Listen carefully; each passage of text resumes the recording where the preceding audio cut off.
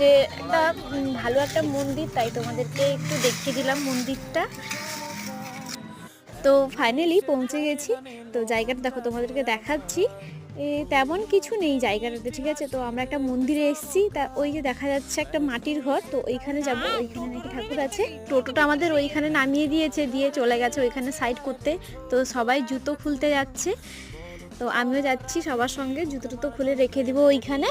তো এই যে আমার সামনে আমার মাসি হাঁটছে, আর পেছনে আমি হাঁটছি। ওই যে তোমাদেরকে ঘরটা দেখাচ্ছি, এইটাতে চুল দিবে আমার বোন, এখানে ন্যাড়া হবে, তাই এসছি। তো এই যে আমার দাদা এখানে দাঁড়িয়ে আছে।